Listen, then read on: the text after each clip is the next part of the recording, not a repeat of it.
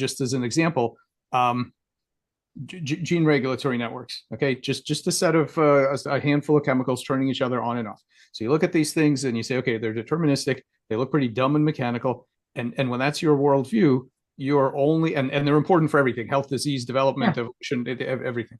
When you make that assumption, it has a very specific implication. It means that if you want to change the way they behave, you're going to use dynamical systems theory, and you're going to have to rewire the thing. Gene therapy, you're adding nodes, removing nodes, changing promoters, physically rewiring the hardware is your only option.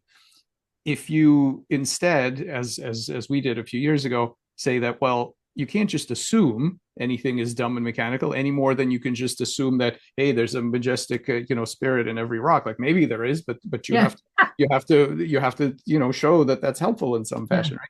So if you do the experiment and you say, okay, we're not going to assume, we're going to do actual experiments. Well, it turns out these things can do 6 different kinds of learning, including Pavlovian conditioning. You don't need the cell, the nucleus, you don't need any of that. Just from the math alone, they can do it. And so that opens the opportunity for something completely different, which is drug conditioning, and that has huge implications for medicine and the way you use. And so we're now doing all this with real cells.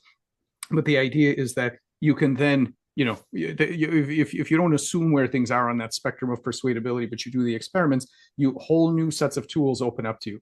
And so all of this stuff that neuroscience has come up with not only tools and techniques, but some actually amazing formalisms and some amazing tools for thinking about how collectives work and how multi-scale controls work and all this stuff. It gives you permission to now take those tools and apply them to things that aren't brains. Okay, because I don't think neuroscience is about neurons in any case. And so right now you have the permission to do that. If you don't think that's the case, you will never be motivated to do that. You will never try these crazy things. Then you will never try, you're not going to find the new biology. So I think it's extremely liberating, because by dissolving these old categories, you get to port tools and test them out and see what you can get.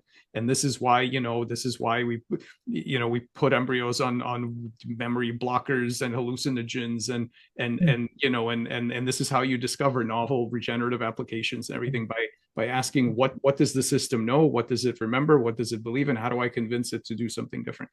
Not force it at the molecular level and get all kinds of unexpected side effects as it tries to fight you on what you just did, but actually get buy-in from the system. And I think it's going to be massively important in many practical applications. And then